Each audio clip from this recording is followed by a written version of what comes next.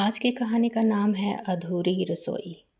गांव महेशपुर में एक कच्चा पक्का मकान था जिसके आंगन में तुलसी का चौरा और दीवारों पर समय की धूल जमी थी।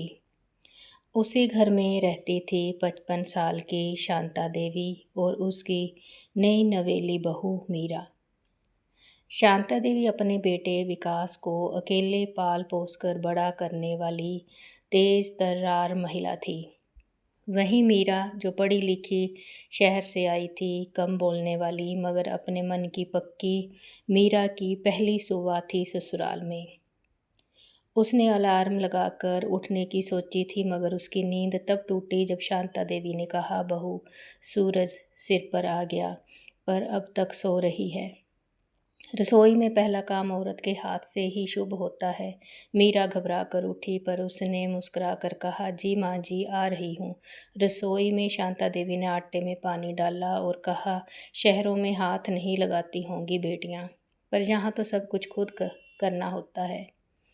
मीरा ने चुपचाप हाथ आगे बढ़ाया। हाथ गंदे हुए, मन भी थोड़ा। शुरू के कुछ हफ्ते ऐसे ही बीते।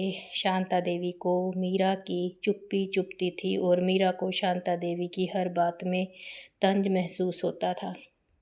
एक दिन विकास ने दोनों को एक साथ बैठकर टीवी पर पुराने गाने सुनते देखा और कहा, कितना अच्छा लग रहा है आपको एक साथ। वैसे माँ बहू की बनी खिचड़ी भी बुरी नहीं थी आज। शांता देवी ने आंख तरेरी।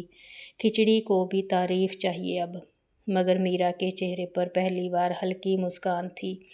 एक दिन मीरा की माँ बीमार हो गई और उससे शहर जाना पड़ा। जाने से पहले वो शांता देवी के पैर छूकर बोली, माँ आपकी दवाइयाँ रख दी हैं और तुलसी को पानी देना मत भूलिएगा।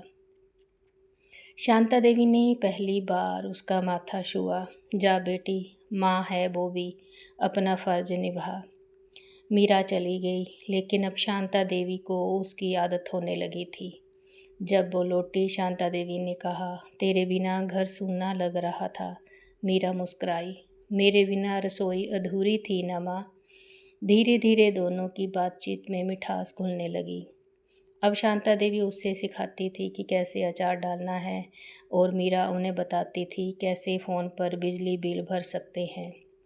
एक दिन पड़ोसन बोली, शांता बहन, बहू ने तो आपको बदल दिया। शांता देवी हंसी, नहीं रे, वो बहू नहीं मेरी बेटी है अब, और कभी कभी बेटी ही माँ को नया बनाती है। अंततः आज उसी अधूरी रसोई में दोनों मिलकर खाना बना रही हैं। माँ बेलती है, बहू सेकती है और बीच में चलती है बातें, पुराने किस्सों से लेकर आज के सोशल मीडिया तक। सास बहू अब सिर्फ रिश्ते में नहीं, एक दोस्ती में भी बंधी हैं, क्योंकि जब रसोई में प्यार की आंच जलती है तब ज़िंदगी की थाली भी स्वाद से भर जाती है। तो कैसी लगी आज की स्टोरी? अच्छी लगी हो तो मेरे चैनल को सब्सक्राइब ज़रूर करें और वीडियो को लाइक ज़रूर करें। बेल आइकन के बटन को भी प्रेस करें। Thank you.